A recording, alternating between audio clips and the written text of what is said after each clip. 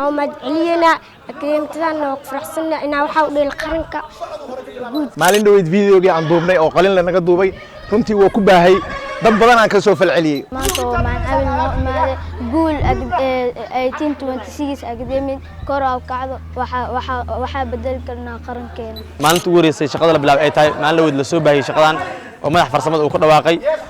waana shaqo aad u qurux badan runtii waxaan ku faraxsanahay shaqadaas inaan qayb ka ahay barnaamijkan oo la abuurayo dhalinyarta oo la abuurayo da'da soo baxayo aad aan u faraxsanahay guddiga fulinta iyo gudoomiyahaba ballankoodu wuxuu ahaa isboortiga in la gaarsiiyo goob kasta iyo meel kasta annagoo go'aankaas fulinayna ayaa waxaan ku dhaqaaqnay barnaamijkan iyadoo maalmo ka hor agaasimaha farsamada xiriirka Soomaaliya kubadda cagta oo bulshada Soomaaliyeed iyo dhalinyarada jecel kubadda cagta oo u soo bandhigay in xiriirka Soomaaliya kubadda cagta uu qaatay siyaasad ku aadan in hoos laga soo bilaabo horumarinta kubadda cagta Soomaaliya ayaa maanta isaga iyo macallimiinta xiriirka Soomaaliya kubadda cagta waxay soo booqdeen halkan oo ah akademiyad oo ay gacanta ku hayaan qaar ka mid ah macallimiinta xiriirka Soomaaliya kubadda cagta waxaana halkan ku soo dhaweeyay agaasimaha farsamada xiriirka Soomaaliya kubadda cagta macallimiinta ciyaartooyda akademiyadan isagoo sheegay inay ku faraxsan yihiin shaqada ay soo bilaabeen sanooyinkii la soo dhaafay ugu horeen waxa halkan nagala hadlay warbixin naga siiyay akademiyadan ee shaqada ay qabato iyo fursadda uu soo bandhigay xiriirka Soomaaliya kubadda cagta macallin Saciid Ukaaji oo ka mid ah macallimiinta dhalinyarada xiriirka Soomaaliya kubadda cagta isagoo waaxda farsamada kaga mahadceliyay talaabada ay hore u qaadeen waxaan u mahadcelinayaa xiriirka kubadda cagta Soomaaliyeed kaasoo halka maanta ugu mahadcelinayaa madaxa farsamada xiriirka kubadda cagta Soomaaliyeed Macallin Caawil Ismaaciil runtii shaqo aad u fiican loo baahnaa in mar la soo bilaabo laakiin maanta bilaabay runtii ay tahay shaqo aad u wanaagsan maadaama laga bilaabay aasaaska fundamentalka hoose ee kubadda cagta waayo waxaan ognahay waayahan dambe Soomaaliya waxay aad awood u yeelatay da'da yarta marka maanta waxaan ka bilaabnay da'da 9 jirka runtii maalinta ugu horeysay shaqada la bilaabay ay tahay maalin dhaweyd la soo baahiyay shaqadan oo madax farsamada uu ku dhawaaqay waana shaqo aad u qurux badan runtii waxaan ku faraxsanahay shaqadaas inaan qayb ka ahay waan la shaqeynayo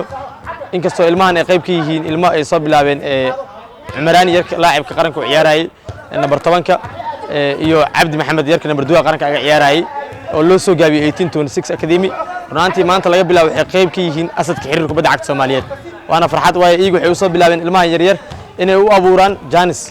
taas dhalisa marka in maanta lagu faa'iideeyo xiriirka kubadda cagta Soomaaliyeed ugu mahadcelinaa Macallin Caawilna waxaan leeyahay Janiska anasiis waa kaaga mahadcelinaynaa dhinacooda waxa inoo waramay qaar ka mid ah macallimiinta iyo ciyaartooyda akademiyadan iyagoo sheegay inay ku faraxsan yihiin tababarka la siiyay maanta waxayna u mahadceliyeen waaxda farsamada xiriirka Soomaaliya kubadda cagta hal abuurka cusub oo ku soo kordhiyay horumarinta kubadda cagta iyo in fursad la siiyo dhalinyarada Soomaaliyeed مدعينا كلمتنا وفرحنا إنه وحاول القرنك maanta maan caawin noo imaade guul 1826 academy kor u kacdo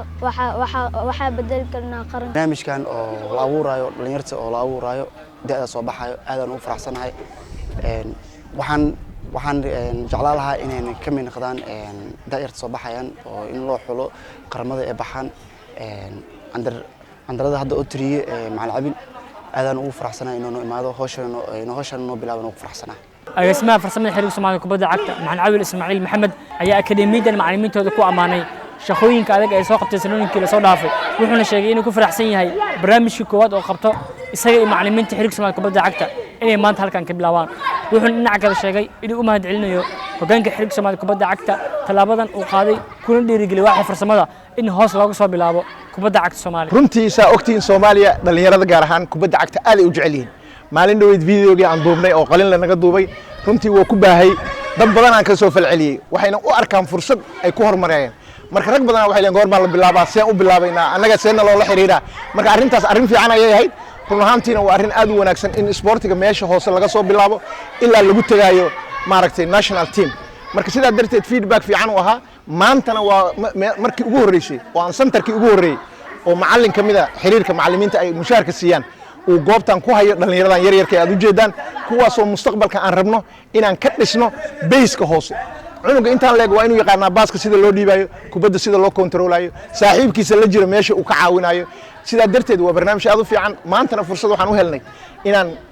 goobtii ugu horeysay ama centerkii ugu horeeyay ka bilowno dhalinyaradan aad u jeedaan ee aadka u daayar inaan ku bilowno tababar waliba tababarku maaha tababar caadi oo kooxaha waaweyn tababarka la siiyo maaha animation football la yiraahdo waxa lagu soo jiidaya funny games way hadda waa arkayseen koonisida la qaadayay iskuuleynay ahayd nin walba waa foorsanaa jimicsi uu sameynaa waa orda marka waa si psychology ah ilmaha loo train gareeya marka sidaa darteed waxaan isleeyahay barnaamijkan haddii insha Allah uu xiriirkuna xoog saaro annagana dadaal badan aan la nimaadno inuu miro dhalayo. arrintan ay bilaabeen waaxda farsamada xiriirka Soomaaliya kubadda cagta ayaa loo arkaa mid guulo waaweyn oo keeni karta horumarka kubadda cagta Soomaaliya sanooyinka soo socda. waxaan loo arkaa in dhalinyaro badan ay halkan ka soo baxda qaranka guulo u keeni doonaan sanooyinka soo socda. maxamed xuseen qalile, Muqdisho.